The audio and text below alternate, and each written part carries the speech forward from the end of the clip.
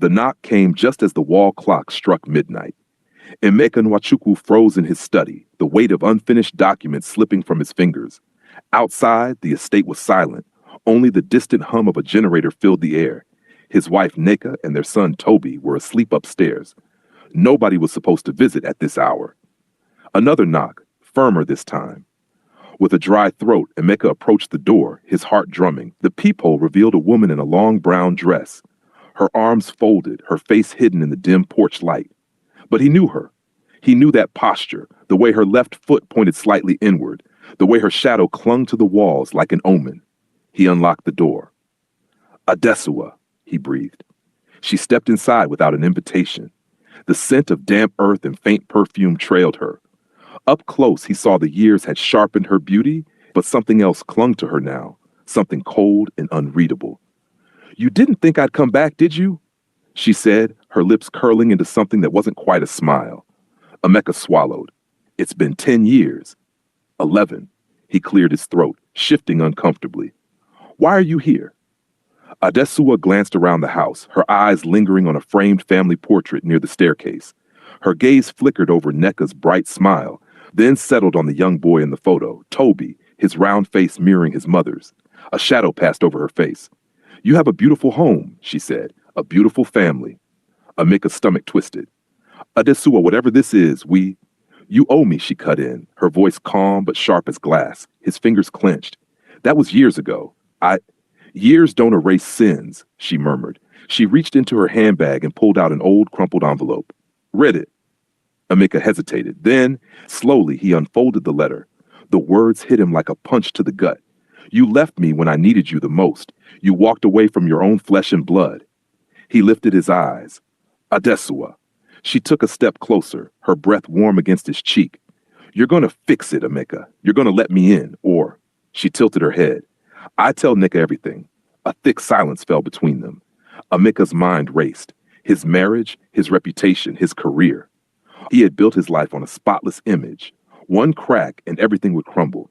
Outside, the wind howled. Inside, Emeka whispered, "What do you want?" Adesuwa smiled. "I want to be your new househelp." Tobi didn't like her.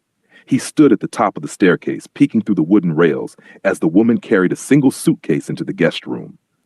Her long dress swept against the floor, her movements slow and deliberate, like someone who had all the time in the world.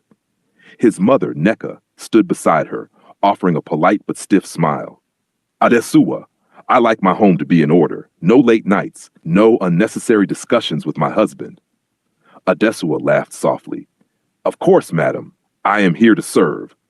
Her voice was smooth, almost sweet, but something about it made Tobi's stomach twist. He gripped the rails tighter as his mother gave a satisfied nod and left the room. That was when Adesuwa turned her head slowly, deliberately, and locked eyes with him. Tobi flinched. Her smile widened, but it didn't reach her eyes. She lifted one slender finger and placed it against her lips. "Shh!" Tobi's breath hitched. He ran back to his room, slamming the door shut. That evening, dinner was quiet. His father barely spoke, shoving spoonfuls of jollof rice into his mouth without looking up.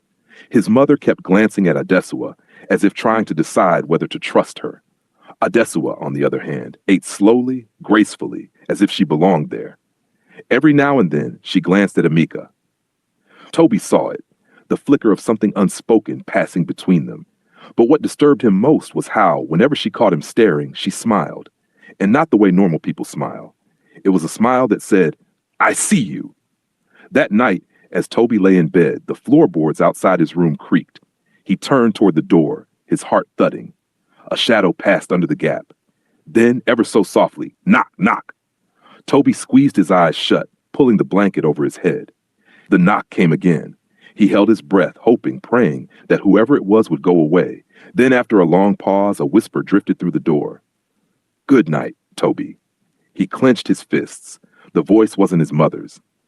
Tobi didn't tell anyone about the whisper, not because he didn't want to, but because something inside him told him no one would believe him.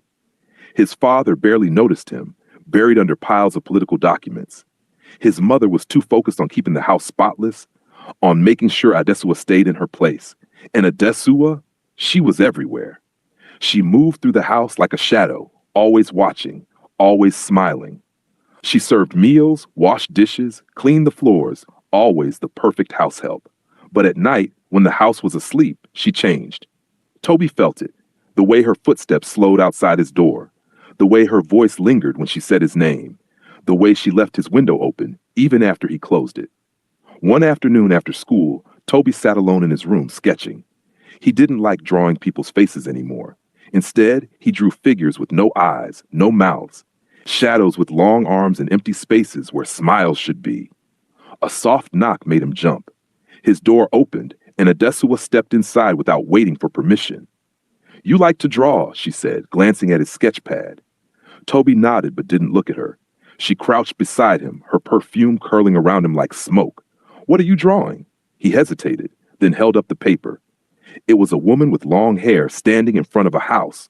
Her face was missing. Adesuwa tilted her head. "Is that me?" Toby's fingers tightened around the pencil. He didn't know why he had drawn her like that. But now, looking at the sketch, something about it felt right. She chuckled. "I don't mind. It means you think about me." Toby shifted uncomfortably. Adesuwa leaned closer, her fingers grazing his arm. "You don't have to be afraid of me, you know." His heart pounded. She reached into her pocket and pulled out something small, placing it in his hand. A marble, deep red, almost like dried blood. "Keep this," she whispered. "It'll remind you that we have a secret." Toby's fingers curled around the marble, his stomach twisting. That night, when he tried to throw it away, he found it back in his pocket. Toby stopped sleeping. Every night, he lay awake, staring at the ceiling, his fingers gripping the cursed marble. He had tried to throw it away 3 times, in the dustbin, in the toilet, even in the gutter outside, but each morning, it was back in his pocket, warm against his skin. And Adesuwa knew. She never mentioned it. She didn't have to. Every time their eyes met, her lips curled ever so slightly, as if saying, "You can't run from me." One evening, as Nneka was folding laundry, she found something strange. A red sweater. It was small, too small for Emeka, too big for Toby, and she was certain she had never bought it. She frowned, holding it up to the light. The fabric smelled faintly of perfume. She called Toby. "Whose sweater is this?" Toby's throat went dry. He knew that sweater. He had seen it in his dreams, wrapped around the faceless figure in his sketches, but he had never touched it in real life. I don't know," he whispered. His mother studied him, concern creeping into her eyes. "Are you okay, my son?"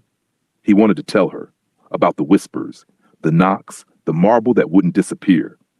But Adesuwa was in the kitchen, humming softly as she washed plates, and he knew she was listening. So he shook his head. "I'm fine, Mummy." That night, something changed. Nneka, still unsettled by the sweater, decided to check on Toby before bed. She tiptoed to his room and slowly pushed the door open. Her breath caught. Toby was asleep, but he wasn't alone.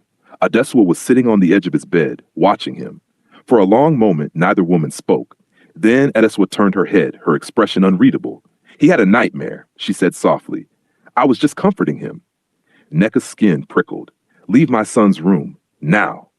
Adesuwa smiled and stood. But before she left, she leaned toward Toby's ear and whispered something. Toby's body tensed in his sleep. Nneka clenched her fists. That night, she locked her son's door. And for the first time, she began to fear the woman in her home. Nneka couldn't sleep. She lay awake, staring at the ceiling, replaying the image of Adesuwa sitting on Toby's bed. Something was wrong, deeply wrong, and she was done ignoring it. At dawn, she searched Adesuwa's room. She expected to find stolen jewelry, maybe some money hidden away. But what she found was worse. Under the mattress, tucked between old clothes, was a small wooden box. Inside, letters, crumpled, stained letters addressed to Emeka. Some were dated years before, begging him to return. Others were newer, written but never sent. "You will feel my pain." At the bottom of the box was a folded photograph. Nneka's breath hitched as she recognized the man in the picture, Emeka, younger, standing beside a heavily pregnant Adesuwa. Her fingers trembled as she flipped it over. Scribbled in ink were the words, "He should have been 11 years old today." Nneka's stomach twisted. Toby was 11. A chilling realization gripped her. Adesuwa wasn't just here for revenge. She saw Toby as the child she lost, and she was replacing him. A sudden noise made Nneka spin around. Adesuwa stood in the doorway. "You shouldn't have done that," she said softly. Nneka's pulse roared. "Get out of my house." Adesuwa took a slow step forward. You don't understand, Nneka. Your husband took everything from me. I only took what was mine in return. Tobi is not yours. A sound from behind them made them freeze. Tobi.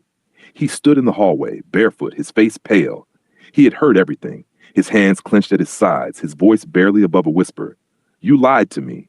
Adesuwa's face crumbled. Tobi, But he was already running, past her, past his mother, toward the staircase. In her panic, Adesuwa lunged for him. A scream tore through the house, a sickening thud. Silence. Tobi lay at the bottom of the stairs, his small body limp, blood pooling beneath his head. Nneka shrieked, rushing to his side, shaking him, calling his name. But he didn't move. Adesuwa stumbled back, her breath ragged, her eyes wild. I didn't mean. The front door burst open. Emeka. The neighbors. Chaos. Someone screamed for an ambulance. Adesuwa didn't run. She simply sank to the floor, rocking back and forth, whispering the same words over and over. He should have been mine. He should have been mine. Epilogue. Tobi survived, but he never spoke again. Adesuwa was arrested, her trial filling newspaper headlines. Emeka's secrets unraveled, his career in ruins. Nneka, broken, left him and took Tobi to live with her sister in the village. On the day Adesuwa was sentenced, she sat in her prison cell, staring at the red marble in her palm. It had finally disappeared from Tobi's pocket, and now it was hers.